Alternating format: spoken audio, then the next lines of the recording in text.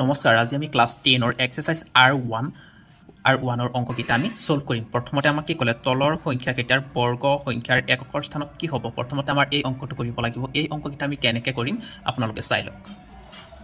প্ৰথমতে আমাৰ অংকটো কিমান আছিলে 272।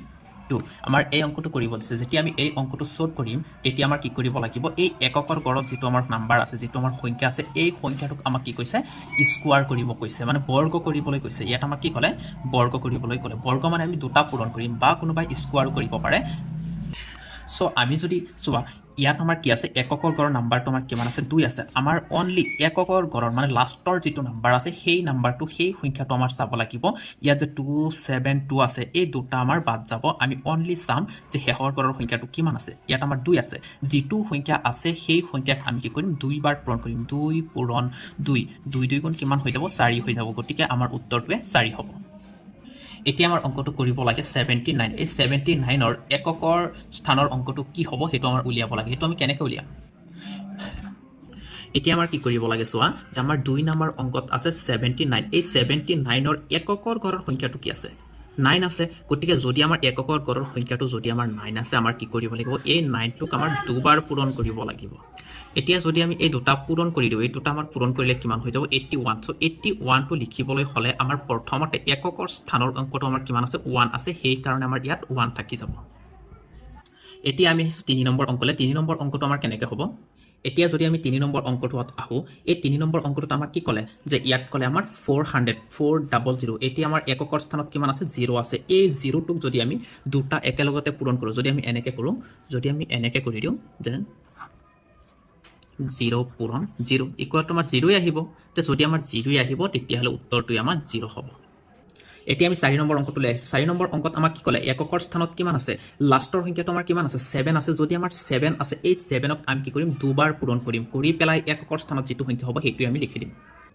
এতিয়া যদি আমি চাওঁ যে ইয়াত আমাৰ কি আছে, এককৰ স্থানৰ সংখ্যাটো আমাৰ কিমান আছে 7 আছে। এই 7ক যদি আমি দুটা পূৰণ কৰি দিওঁ, 7 যদি আমি দুটা পূৰণ কৰোঁ, 7 পূৰণ 7 যদি আমি কৰি দিওঁ তেতিয়াহ'লে আমাৰ কিমান হৈ যাব 49 হৈ যাব। 49 লিখিবলৈ হ'লে আমাৰ এককৰ স্থানৰ অংকটো আমাৰ কিমান আছে 9 আছে। গতিকে এইটো আমাৰ কি হ'ব, এককৰ স্থানৰ অংকটো আমাৰ কিমান হ'ব 9 হ'ব। সদায় আমাৰ মনত ৰাখিব লাগিব যে এককৰ স্থানত যিটো আমাৰ নাম্বাৰ থাকিব, এই নাম্বাৰটো আমি দুবাৰ পূৰণ কৰিম। দুবাৰ পূৰণ কৰি পেলাই এককৰ স্থানত যিটো আমাৰ সংখ্যা থাকিব সেইটো আমি ইয়াত লিখি দিম।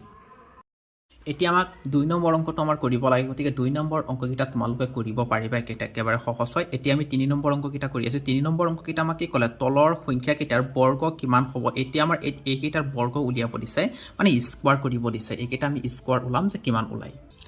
এতিয়া যদি আমি এই অংকটো কৰোঁ, 1 নম্বৰ অংকটো কৰোঁ, তেতিয়াহ'লে আমাৰ এইটো কেনেকৈ কৰিব লাগিব, এই অংকটো কৰিবলৈ হ'লে প্ৰথমতে আমি চাম যে এইটো কিমান আছে। এইটো আমাৰ 19 আছে।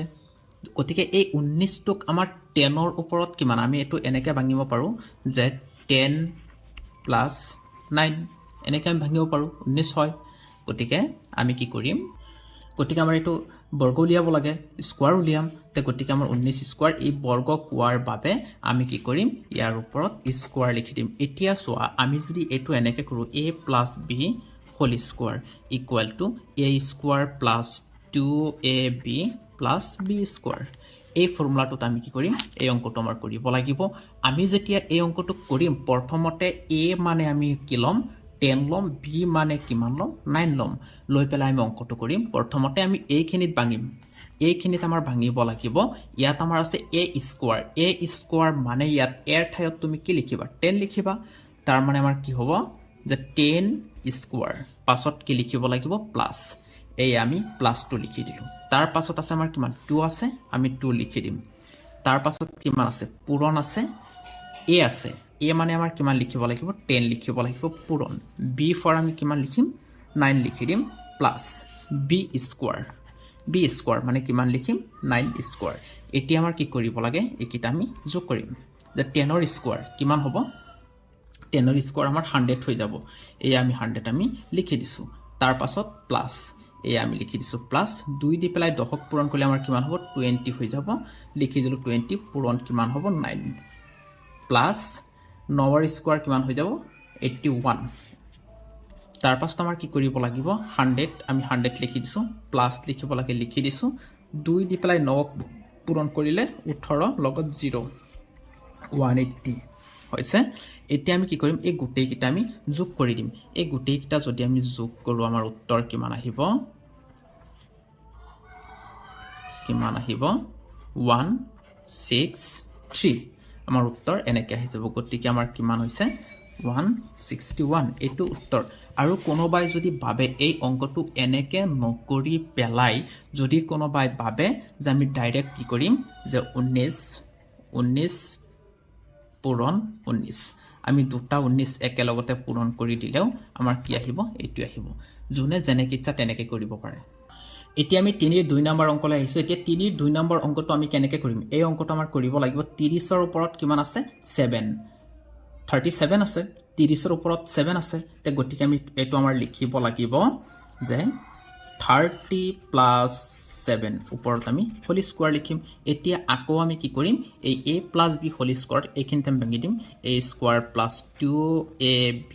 প্লাছ b স্কোৱাৰ এইখিনিত আমি কি কৰিম ভাঙি দিম এইখিনিত যদি আমি ভাঙো তেতিয়াহ'লে a মানে আমাৰ লিখিব লাগিব 30 b মানে লিখিব লাগিব আমাৰ 7 গতিকে আমি এইখিনিত বহুৱাই দিম হৈ যাব অংক ওলাই আহিব গতিকে a মানে কিমান লিখিম আমি a মানে আমি আকৌ ফৰ্মুলাটো লিখি লৈছোঁ a square plus 2ab plus b square লিখি দিছোঁ তাৰ পাছত আমাৰ কি কৰিব লাগিব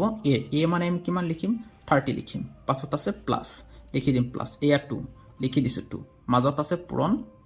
এইটো আমাৰ আছে a মানে আমি কিমান লিখিম 30 এয়া 30 আমি লিখি দিছোঁ মাজত পূৰণ b মানে 7 p মানে 7 পূৰণ b স্কোৱাৰ মানে 7 স্কোৱাৰ হৈ গ'ল এতিয়া যদি আমি এইটো ক্যালকুলেশ্যন কৰোঁ এইফালে যদি আমি ক্যালকুলেশ্যন কৰোঁ আমাৰ কিমান আছে ইয়াত 30 ইয়াত 30 আছে আমি 30টো ইয়াত লিখি দিলোঁ 30 প্লাছ তাৰ পাছত আমাৰ কিমান আছে 2 3 গুণে কিমান লিখিম আমি 6 2 3 গুণে 6 লগতে এটা 0 আছিলে পূৰণ আমাৰ কিমান হ'ব 7 প্লাছ 49 এইটো আমাৰ ক্যালকুলেশ্যন হৈ গ'ল এতিয়া আমি কি কৰিম যে এই অংকটো আমি কেনেকৈ সলভ কৰিব লাগে এতিয়া আমি কি কৰিম এতিয়া আমাৰ ইয়াত এটা মিষ্টেক আছিলে যে ইয়াত আমাৰ a আছিলে a এৰ ভ্যালুটো আমি 30 লিখিছিলোঁ গতিকে এৰ ওপৰত স্কোৱাৰ আছে আমাৰ ইয়াত স্কোৱাৰ হৈ যাব তেতিয়াহ'লে আমাৰ ইয়াত কিমান হ'ব 30 স্কোৱাৰ হৈ যাব যদি আমাৰ 30 স্কোৱাৰ হয় তেতিয়াহ'লে আমাৰ কি কৰিব লাগিব 3 ৰ স্কোৱাৰ কিমান হ'ব 9 লগতে দুটা 0 30ৰ স্কোৱাৰ কিমান হ'ব আমাৰ 900 প্লাছ 7 দি পেলাই 6ক মাল্টিপ্লাই কৰিলে আমাৰ কিমান হৈ যাব 42 লগতে এটা 0 প্লাছ কিমান হ'ব 49 তে গতিকে আমাৰ এইকেইটা এতিয়া কি কৰিব লাগিব প্লাছ কৰিব লাগিব যদি আমি এটা প্লাছ কৰোঁ 942 এটা আমি কি কৰিম প্লাছ কৰিম যদি আমি প্লাছ কৰোঁ কিমান আহিব 96 ইমান গতিকে আমাৰ কিমান আহিব 1369 এইটো আমাৰ হ'ব উত্তৰ এতিয়া আমি 4 নম্বৰ অংকলৈ আহিছোঁ এতিয়া আমাৰ 4 নম্বৰ অংকত আমাক কি ক'লে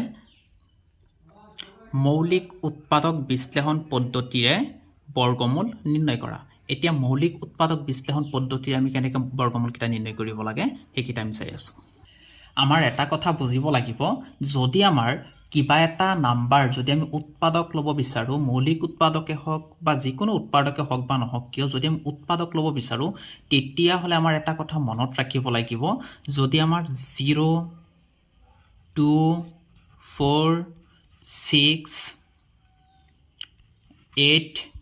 এইকেইটা নাম্বাৰ যদি আমাৰ এককৰ গড়ত থাকে তেতিয়াহ'লে আমি কাটিব পাৰোঁ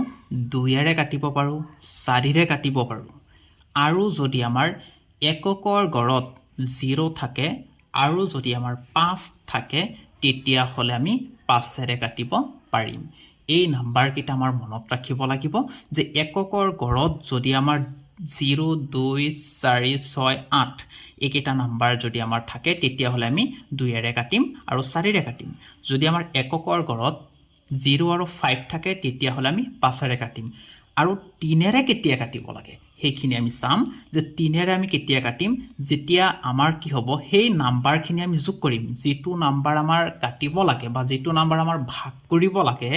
সেই নাম্বাৰখিনি গোটেইখিনিক আমি যোগ কৰিম যদি যোগ ফলটো আমাৰ যদি 3ৰে বিভাজ্য হয় তেতিয়াহ'লে আমি 3ৰে কাটিব পাৰিম আগতে এটা অংক এটা কৰি লওঁ প্ৰথমতে আমি এই 1 নম্বৰ অংকটো লৈছোঁ 1 নম্বৰ অংকটো আমাক কি ক'লে যে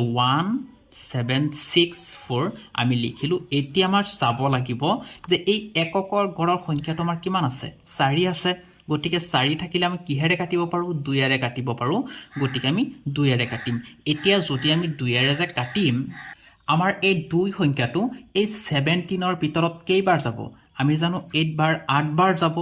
2 8 গুণ কিমান হ'ব 16 বাকি ৰৈ গ'ল কিমান 1 সেই 1টো আনি পেলাই ইয়াৰ আগতে যদি আমি লগাই দিওঁ তেতিয়াহ'লে 2 16ৰ ভিতৰত আকৌ কেইবাৰ যাব 8 বাৰ যাব আকৌ 2 যাব এই 4ৰ ভিতৰত কেইবাৰ যাব আমাৰ 2 বাৰ যাব এইখিনি আমাৰ হ'ল এতিয়া আমি কি কৰিম যে এতিয়া আকৌ এককৰ গড়ত আমাৰ কিমান আছে 2 আছে 2 থাকিলে কিহেৰে কাটিম 2ৰে কাটিম এতিয়া আমি ইয়াত 2 লিখি দিছোঁ 2 যাব এই 4ৰ ভিতৰত 8ৰ ভিতৰত 4 বাৰ এই 8ৰ ভিতৰত 4 বাৰ 2 যাব ইয়াৰ ভিতৰত এবাৰ যাব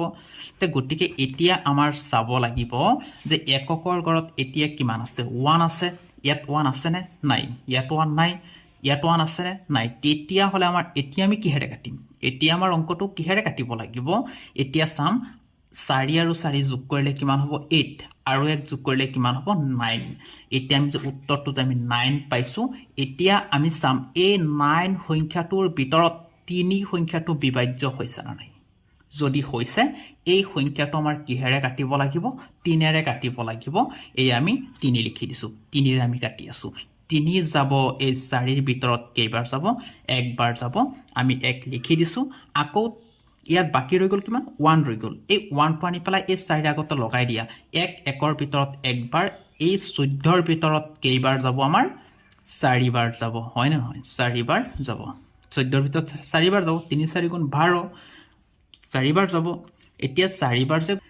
4 বাৰ গৈ পেলাই আমাৰ কিমান বাকি আছে 2 বাকি আছে সেই 2 আনি পেলাই 1ৰ আগত লগাই দিয়া ইয়াত কিমান হ'ব 21 হৈ যাব এই 21ৰ ভিতৰত আমাৰ 3 কেইবাৰ যাব 7 বাৰ যাব গতিকে আমাৰ এতিয়া চাব লাগিব আমাৰ যে এতিয়া যেটো নাম্বাৰ আছে যে এই তলত আমাৰ 3টা নাম্বাৰ আছে এককৰ গড়ত কিমান আছে 7 আছে এতিয়া 7 সংখ্যাটো যে আমাৰ এককৰ স্থানত যে আছে যদি আমাৰ এককৰ স্থানত 7 থকা কিবা নাম্বাৰ আছে নে ইয়াত নাই তেতিয়াহ'লে আমি কিহেৰে কাটিম এতিয়া আমাৰ কি কৰিব লাগিব এই গোটেই কেইটা নাম্বাৰ আমি যোগ কৰিম 7 আৰু 1 যোগ কৰিলে কিমান হ'ব 8 8 আৰু 4 যোগ কৰিলে কিমান হ'ব 12 এতিয়া এই 12টো যে হৈছে এই 12ৰ ভিতৰত আমাৰ 4টো বা 3টো বিভাজ্য হয় নে নহয় যদি আমাৰ 3 বিভাজ্য হয় তেতিয়াহ'লে আমাৰ কিহেৰে কাটিব লাগিব 3ৰে কাটিব লাগিব এতিয়া যে আমি 3ৰে যে কাটিম 3ৰ ভিতৰত এবাৰ যাব আৰু আমাৰ এই 14ৰ ভিতৰত 3 কেইবাৰ যাব 14ৰ ভিতৰত আমি জানো 3 যাব 4 বাৰ যাব আৰু আমাৰ 3 এই 14ৰ ভিতৰত 4 বাৰ গৈ কিমান ৰৈ গ'ল 2 সেই 2 আনি পেলাই আমি ক'ত লগাম এই 7ৰ আগত লগাম ইয়াত 27 হ'ব ইয়াৰ ভিতৰত কেইবাৰ যাব 9 বাৰ যাব এতিয়া আমাৰ আকৌ এককৰ গড়ত কিমান আছে 9 আছে গতিকে যদি আমাৰ ইয়াত 9 আছে আমি ডাইৰেক্ট চাই আছো তো 7ৰে কাটিব পাৰিছো গতিকে আমি 7ৰে দি দিম 7 যাব ইমান বাৰ এতিয়া আমাৰ অংকটোত কি ক'লে যে আমাৰ ওপৰত ইয়াত আমাৰ কি লিখা আছিল যে আমাৰ বৰ্গমূল যে মৌলিক উৎপাদক বিশ্লেষণ পদ্ধতিৰে বৰ্গমূল এই আমাৰ বৰ্গমূল উলিয়াব দিছিল এতিয়া আমি যে বৰ্গমূলটো যে উলিয়াম এই বৰ্গমূলটো আমি কেনেকৈ উলিয়াম যে আমি যিকোনো দুটাৰ পৰা মিল থকাৰ পৰা মানে জোৰৰ পৰা এটা এটাকে আনিম ইয়াত আমাৰ 2 কেইটা আছে দুটা আছে আমি দুটাৰ পৰা 2 আমি কেইটা আনিম এটা আনিম পূৰণ এতিয়া 3 ইয়াত কেইটা আছে দুটা আছে 3 আমি এটা আনিম পূৰণ 7 ইয়াত কেইটা আছে দুটা আছে 7 আমি এটা আনিম এতিয়া চাব লাগিব 2 দি পেলাই আমি যদি 6ক 3ক মাল্টিপ্লাই কৰো কিমান হৈ যাব 6 হৈ যাব পূৰণ কিমান লিখিম আমি 7 6 7 গুণ আমাৰ কিমান হৈ যাব 42 হৈ যাব এটি উত্তৰ এতিয়া আমি 1 নম্বৰ অংক সলভ কৰিলো এতিয়া আমাৰ 2 নম্বৰ অংক কৰিব লাগে এতিয়া আমি 2 নম্বৰ অংকটো সলভ কৰিম সো 2 নম্বৰ অংকটো আমাৰ কৰিবলৈ হলে এককৰ স্থানত আমাৰ কি আছে 6 আছে 6 আছে তেতিয়া হলে এই অংকটো আমি কিহেৰে কাটিব লাগিব 2ৰে কাটিব লাগিব এই আমি 2ৰে কাটিলো এতিয়া যে আমি 2ৰে যে কাটিম 2 যাব তোমাৰ এই 9ৰ ভিতৰত কেইবাৰ যাব 4 বাৰ যাব 2 4 গুণে 8 বাকি ৰৈ গ'ল 1 1টো আনি পেলাই এই 12ৰ 2ৰ আগত লগাই দিব লাগিব ইয়াত 12 হৈ যাব 12ৰ ভিতৰত যাব 6 বাৰ আৰু 2তকে 1টো সৰু হয় এইটো 2 হয় এই 2তকে 1টো সৰু থকাৰ বাবে ইয়াত এটা 0 হৈ যাব 2 16ৰ ভিতৰত 8 বাৰ যাব তাৰ পাছত এতিয়া আমি আকৌ চাব লাগিব যে এককৰ সংখ্যা তোমাৰ কিমান আছে 8 আছে যদি আমাৰ 8 হয় তেতিয়া হলে আকৌ কিহেৰে কাটিব লাগিব 2 এৰে কাটিব লাগিব 2 যাব আমাৰ এই 4ৰ ভিতৰত কেইবাৰ যাব 2 বাৰ যাব 2 যাব আমাৰ এই 6ৰ ভিতৰত কেইবাৰ যাব 3 বাৰ যাব 0 টো নামি আহিব আকৌ 4ৰ ভিতৰত 2 কেইবাৰ যাব 8ৰ ভিতৰত 2 কেইবাৰ যাব 4 বাৰ যাব তাৰ পাছত এককৰ গড়ত আকৌ আমাৰ কি আছে 4 আছে তেতিয়াহলে অবিয়াসলি আমাৰ 2 এৰে হ'ব আকৌ 2 এৰে কাটিম এতিয়া যে আমি 2 এৰে যে কাটিম 2 যাব আমাৰ এই 2ৰ ভিতৰত কেইবাৰ যাব 1 বাৰ যাব এই আমি 1 লিখি দিম আকৌ এই 3ৰ ভিতৰত আমাৰ এই 2 কেইবাৰ যাব 1 বাৰ যাব আকৌ আমি 1 লিখি দিলো গৈ পেলাই আমাৰ 3ৰ ভিতৰত 2 1 বাৰ গৈ পেলাই বাকি ৰৈ গ'ল কিমান 1 1টো আনি পেলাই এই 0ৰ আগত লগাই দিম ইয়াত 10 হৈ যাব 10ৰ ভিতৰত 2 কেইবাৰ যাব 5 বাৰ যাব 2 যাব ইয়াৰ ভিতৰত 4ৰ ভিতৰত 2 বাৰ এতিয়া আমাৰ আকৌ এককৰ গড়ত আমাৰ কিমান আছে 2 আছে আকৌ আমি 2 এৰে কাটিম যদি আমি 2 এৰে কাটো 2 যাব আমাৰ 11ৰ ভিতৰত কেইবাৰ যাব 5 বাৰ যাব 2 5 গুণে 10 বাকি ৰৈ গ'ল 1 1 আনি পেলাই আমি কোট লগাম এই 5ৰ আগত লগাই দিম ইয়াত 15 হৈ যাব 15ৰ ভিতৰত 2 কেইবাৰ যাব 7 বাৰ যাব বাকি ৰৈ গ'ল কিমান 1 1 টো আনি পেলাই 2ৰ আগত আকৌ লগালে কিমান হ'ব আমাৰ 12ৰ ভিতৰত যাব 6 বাৰ এতিয়া আমি আকৌ যে কৰিম এককৰ গড়ত আমাৰ কিমান আছে 6 আছে গতিকে 6 থাকিলে আমি কিহেৰে কৰিব লাগিব কাটিব লাগিব আমাৰ 2 এৰে কাটিব লাগিব এই আমি 2 লিখি দিলো 2 যাব আমাৰ এই 5ৰ ভিতৰত কেইবাৰ যাব 2 বাৰ যাব 2 2 গুণে কিমান হয় 4 হয় বাকি ৰৈ গ'ল কিমান 1 1 আনি পেলাই ইয়াৰ আগত লগাই দিলে 17 হৈ যাব